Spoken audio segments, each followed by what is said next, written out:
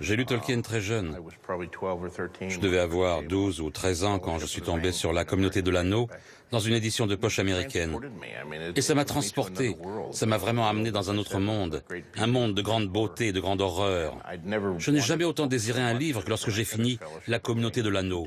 Les 2 tours n'étaient pas encore publiés, il a fallu que j'attende 1 an. Et quand on est jeune, 1 an, ça semble durer 20 ans.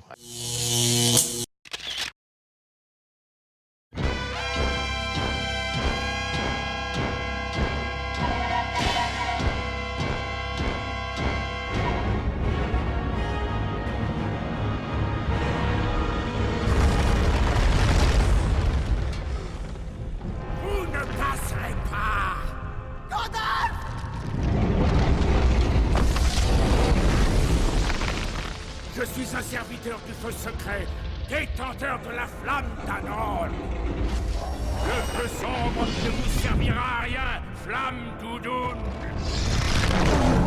Tu savais, toi, qu'on disait pas Tolkien ? Bah non, mais maintenant oui. Ouais, maintenant, grâce à ce film, maintenant, on sait qu'il y a plein de gens qui se trompent depuis des années. Les gars, on dit Tolkien et pas Tolkien, hein, la bonne prononciation, c'est ça. Maintenant, depuis, je dis Tolkien, je passe pour un abruti, mais je dis Tolkien tout le temps.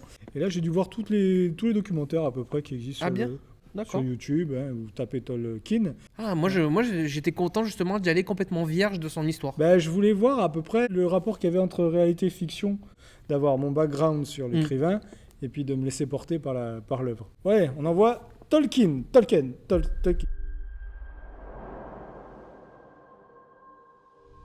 On devrait former un club, une confrérie. Nous changeons le monde grâce au pouvoir de l'art. La musique. La poésie. Et toi, Tolkien? Je veux écrire. D'une magie qui dépasse tout ce qu'on a pu ressentir jusqu'à présent. De ce que signifie aimer. Et être aimé. C'est la guerre! L'Angleterre est en guerre!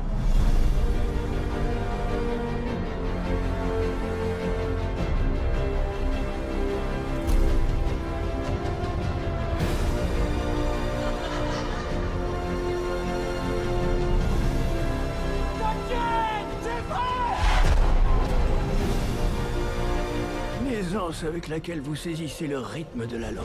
Je dois le reconnaître, monsieur Tolkien, je n'ai jamais rien vu de semblable.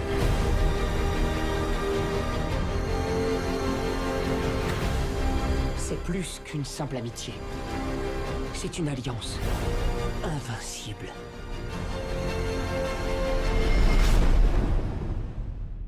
Une communauté.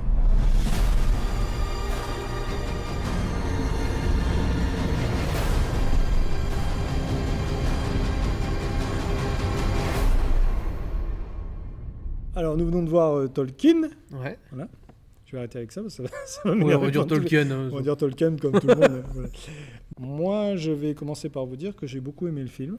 Je trouvais que c'était un film qui était émouvant, qui est à la fois une belle histoire d'amitié, une belle histoire d'amour, qui retrace la vie d'un homme qui avait des convictions et puis des passions, et qui était en fait un peu, pas autiste, mais était vraiment enfermé dans son monde. Hein. C'était quelqu'un qui pouvait rester très très secret, très solitaire dans un monde qui lui appartenait, et qui pouvait vraiment beaucoup donner aussi après avec ses amis. Et le film le retranscrit parfaitement. Il y a beaucoup de subtilité. Quand on va voir le film, on se dit, bon, il va nous raconter en fait toute la vie de l'écrivain, ce qui n'est pas le cas. Ça nous raconte qu'une partie, la première partie de la vie de l'écrivain. Ça va nous dire aussi comment il a fait pour écrire le Seigneur des Anneaux, le Hobbit ou le Silmarillion. C'est ce qu'on voulait faire en allant voir ce film. Et en fait, non plus, ça raconte pas forcément ça.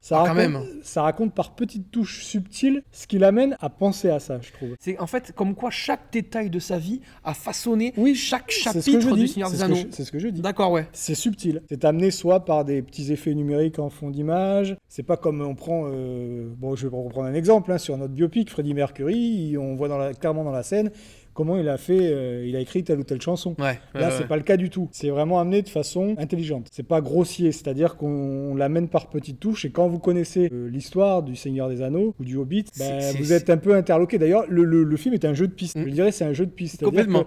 Il faut regarder un peu partout dans les images ce que vous pouvez retrouver de l'œuvre de Tolkien. C'est blindé. C'est blindé de références. Hein. Ah, mais il y a plein de choses. C'est un régal. Il y a eu un travail vraiment intelligent sur le rapport œuvre et vie de l'écrivain. C'est totalement ça. C'est génial et c'est pour ça que le film, moi, m'a beaucoup plu. En fait, c'est pas servi dans une assiette. Pas Et du à mon tout. avis, c'est pour ça que le film divise un peu, parce que les notes sont pas très très bonnes. C'est parce qu'à mon avis, les gens, ils ont juste vu un film un petit peu mou. Et du coup, pour certains, ça va être un film ennuyant. Mhm. Et pour d'autres, ça va être un film vraiment, comme pour nous, je pense, Mhm. un film excitant. Je pense que maintenant, j'ai envie de revoir Le Ouais. Seigneur des Anneaux, mais je veux Complètement. le revoir complètement différemment. Mhm. Parce que même si Tolkien n'a pas arrêté de dire qu'en fait, il n'y avait pas de corrélation réelle entre sa vie perso et ses romans, surtout en termes de Première Guerre mondiale et de Deuxième Guerre mondiale. C'est Ouais. vrai qu'il y a beaucoup de thématiques qui Énormément. sont attachées à ces deux guerres. Mais il a toujours nié en fait le fait que ce soit telle ou telle guerre qui est représentée dans son œuvre. Je pense que ça va être super intéressant de revoir le Seigneur des Anneaux pour pouvoir me faire une image complètement différente de Mais ma totalement. première vision. Alors, il faut savoir que le film n'est pas du tout validé par la famille de Tolkien. Et pourtant, quand on connaît la vie de l'écrivain, eh ben, il n'y a pas grand-chose qui n'est pas vrai dans le film. Cela dit, sa famille, excuse-moi, mais les 3/4 de ses proches, ils sont morts dans le film. Peut-être, mais bon, il y a quand même un truc qui s'appelle le Tolkien Estate, qui en Mhm. fait est là pour gérer l'œuvre de l'écrivain à l'heure d'aujourd'hui. Oh. Franchement, tout ce qu'il y a dans le film, c'est vraiment passé. Voilà. Bon, il y a Donc, des choses qui ne sont pas racontées, il n'y a alors, rien à dire sur je comprends sur pas. le scénario. On peut critiquer des effets de réalisation, c'est tout ce qu'on peut faire, mais en termes de scénario et d'histoire, c'est exactement le commencement de la vie de Tolkien. Alors, Tolkien, c'est un film de Dom Karykowski. Et on est allé le chercher en fait parce qu'il avait un style, une approche de réalisation qui était très particulière, Ouais, un peu mélancolique. Et d'ailleurs, ça se ressent dans le film. complètement. Le film est avec Nicolas Hoult, qui joue dans Ah, il X-Men. s'appelle comme ça. Alors, Nicolas Hoult, pour vous dire, c'est le petit garçon. Je ne sais pas si vous vous souvenez, si vous avez vu un film pour un garçon avec Hugh Grant. He's reaching out. I want to go out with her. I'd like her to be my girlfriend. Brilliant. Just be as normal as you can, okay? He fancies you. He told me. From the producers of Meet the Parents. I think I killed a duck. Jesus, what a family. I was in some strange territory. Was I frightened? I was petrified. Hugh Grant. Well, he likes your mum, and I think she's keen on him. She's not keen on him! She's only keen on me!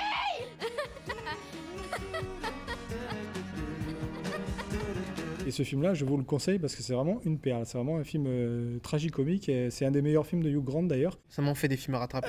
Ouais. Donc mais c'est important de le dire parce que franchement, j'avais adoré ce film. Non, mais t'as Et raison. là, de le voir grandir et de voir que le gars est en train de devenir petit à petit une star, ça me fait extrêmement plaisir parce que Pour moi, c'est personnellement, de mon point de vue, comme je le connaissais pas plus que ça, à part dans X-Men, pour moi, c'est un film qui va le révéler. bah, il est très bon dedans. Je trouve qu'il y a et puis les deux acteurs qui interprètent Tolkien. Ah oui, Voilà. oui, lui Et aussi. je le trouve aussi bon que Oui, Nicolas oui, Hoult. oui, c'est parce vrai. que en fait, la phase où ils sont ados est aussi très très intéressante, Ouais. très développée dans le film.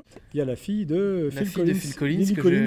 qui joue extrêmement bien. Mais ils sont tous émouvants dans ce film. Ah, mais moi, elle m'a...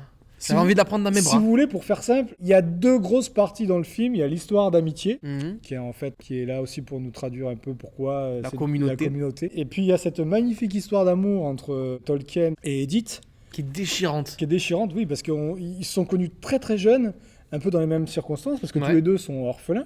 C'est ça. Lui à 12 ans, à partir de 12 ans, ils se connaissent dans la pension La de famille d'accueil, là, un peu. la famille de Madame Brahms. Ils grandissent ensemble et en fait ils tombent tous les deux amoureux. Et leur histoire d'amour devient très très forte. Il y a beaucoup de choses en plus dans la vie qui les séparent Ouais. et qui fait qu'à chaque fois ils sont obligés de revenir l'un vers l'autre. Mais elle est palpable cette histoire d'amour. On C'est y pas- croit. Voilà. Vraiment. Et elle est parfois déchirante. Et puis bon, quand on sait qu'après il va finir sa vie avec Edith et qu'il meurt 2 ans plus tard. Quand elle est morte, elle est à 82 ans. Voilà, c'est encore plus déchirant quand on Ah, connaît c'est- c'est pour ça que des fois c'est intéressant peut-être d'avoir le background Ah, avant. mais totalement. L'amitié est traitée de la même façon. Moi, personnellement, le film est bon aussi parce qu'il m'a rappelé aussi un film que j'adore. C'est Le Cercle des Poètes Disparus. Parce que le club qui crée à Birmingham, Mhm. ce club des TCBS, bah, ça fait un peu penser au même Ouais, c'est procédé que le club des Poètes Disparus. C'est C'est-à-dire vrai. ces jeunes qui se regroupent pour lire leurs textes. Bon, ça, on le voit pas trop dans le film, mais on sait que c'est pour lire des poèmes. Then I had religion. Then I had a vision. I could not turn from their revel in derision. Then I saw the Congo creeping through the black, cutting through the forest with a golden track. Then I saw the Congo creeping through the black, cutting through the forest with a golden track. Then I saw the Congo creeping through the black, cutting through the forest with a golden track. Then I saw the Congo creeping through the black, cutting through the forest with a golden track. Then I saw the Congo creeping through the black. On pense aussi au secret de la pyramide, parce qu'il y a aussi l'ambiance Je connais pas celui-là. victorienne. On sent qu'il y a beaucoup de thèmes qui sont liés, même à Harry Potter, on pense aussi à Harry Potter. Ouais, Il y a c'est beaucoup vrai. de lieux qui sont tournés dans ce film, qui ont servi au tournage d'Harry Potter. Moi, ça m'a fait beaucoup penser au film La Promesse de l'Aube avec Pierre Ninet et Charlotte Gainsbourg, que j'ai pour le coup, vraiment beaucoup aimé.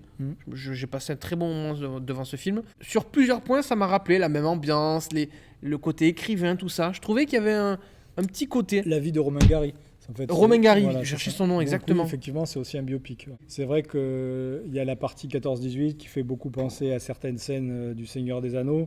C'est la plus belle scène Le Marais des Morts, quand on le voit, qui marche avec son acolyte, qui s'appelle Sam d'ailleurs aussi. En plus, et qui lui couvre avec un drap comme Frodon. Exactement. C'était... Donc on reconnaît carrément des passages du Seigneur des Anneaux et des touches numériques en fait dans les fumées quand on voit les dragons apparaître. C'est la plus belle scène quand il va sur le champ de bataille, qu'il fonce et qu'on voit Sauron, qu'on voit le Balrog.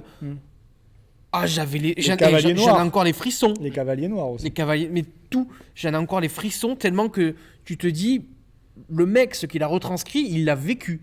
Quand Tolkien a vécu à Cérol, ce qu'on voit au début, qui est censé représenter en fait la comté quand il revient d'Afrique du Sud avec sa maman et que son père est décédé. Il racontait en fait qu'il connaissait là-bas sur place 2 bûcherons qui avaient des grosses barbes noires, qui étaient très rustiques et tout ça. Et lui, il s'amusait à les appeler les ogres. Donc en fait, dans ce procédé, on reconnaît beaucoup de scènes dans le film. Et même sa passion pour la mythologie nordique, qui est Sauron. Alors oui, clairement c'était un philologue. On va expliquer nordique. ce que c'est qu'un philologue. C'est quelqu'un qui étudie les langues anciennes. Il a rencontré le Dr White, qui était un spécialiste de la langue gothique. C'est ça. Et c'est ce qui en fait l'a amené à écrire, à inventer cette langue. C'est la langue elfique qu'on retrouve dans le Seigneur des Anneaux. Ah, je te jure, j'en ai frissons. On voit aussi comment il a pensé aussi à cette histoire de l'anneau. C'est cet amour, de Edith pour l'opéra de Wagner sur l'anneau sacré. Qui en fait a aussi inspiré un anneau magique. La trame principale du Seigneur des Anneaux. Je savais pas du tout. Franchement, je vais être honnête, je ne comprends pas les gens qui ont aimé le Seigneur des Anneaux qui n'ont pas aimé Tolkien. C'est un film à part entière pour expliquer comment progresse la création dans l'esprit d'un homme. Et jusqu'au climax final où il raconte exactement ce qu'il veut écrire à ses enfants. Alors, moi personnellement, le plus gros défaut du film, c'est pas un défaut.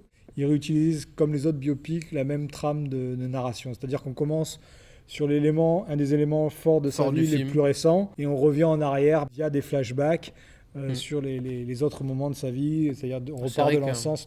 Et ça, c'est vraiment inhérent à tous les biopics. Voilà, c'est inhérent à tous les biopics. Même Rocketman, récemment, c'était le cas. C'est le cas. Freddie Mercury, c'est pareil. Walk the Line, c'est pareil, on part de la prison de Folsom et on revient sur le passé.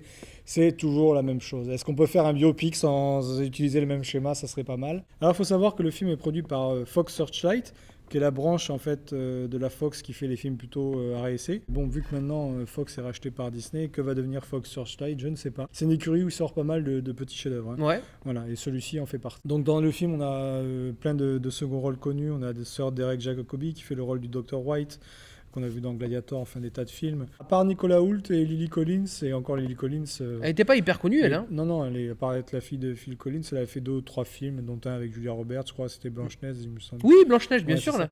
Savoir que le Seigneur des Anneaux, à la base, il y a d'abord eu le Hobbit, évidemment, et un autre livre avant qu'il n'a jamais achevé, c'est le Silmarillion. Il l'a jamais achevé, d'accord. Non, c'était une espèce de recueil de plusieurs nouvelles. Ouais. Qui ont mis beaucoup de temps à se développer. Alors, il y a une version qui est plus ou moins finie, qui a été éditée par son fils Christopher des années après, mais c'est pas vraiment la version que Tolkien voulait. Et c'est un livre qui est un peu plus métaphysique, le Silmarillion. C'est un peu la genèse du monde et de la Terre du Milieu.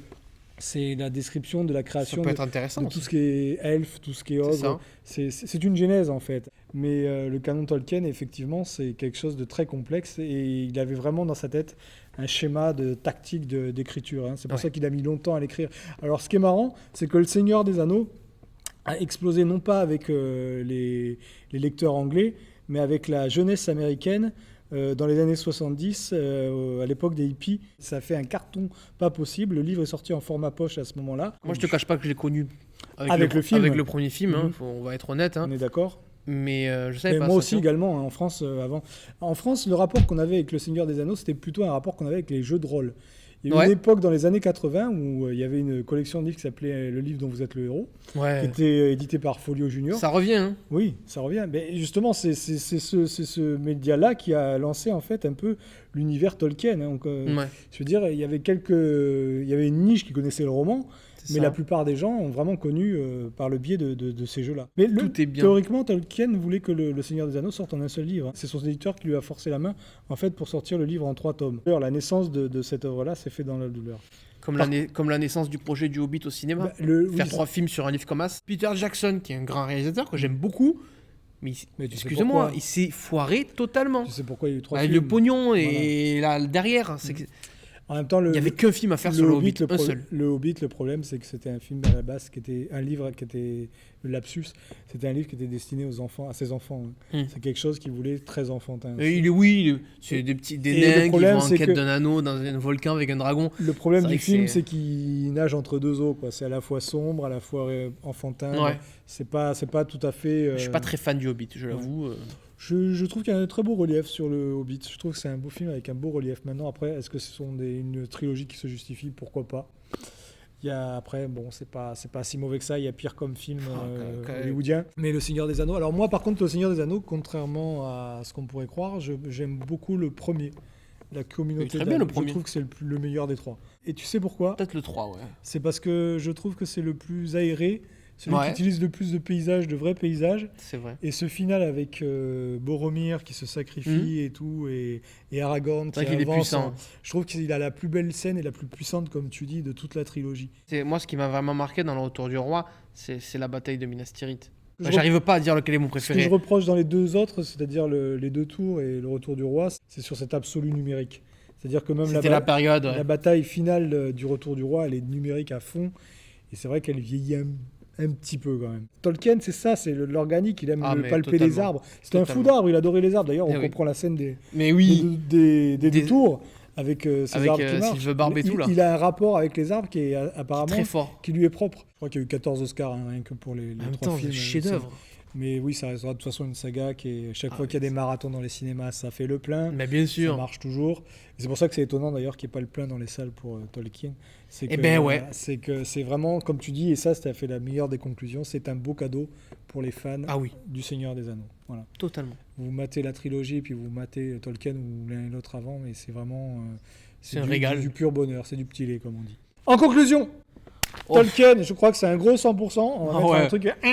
Je crois qu'il n'y a pas besoin de... C'est un très très beau film. Et alors là, je vous le dis sans risque, n'ayez pas peur, c'est un film qui prend son temps, qui développe une alchimie, une atmosphère. Il n'y a pas beaucoup d'action.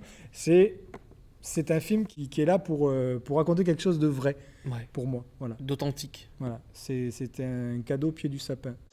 Je crois que les livres les plus prenants ont cette capacité.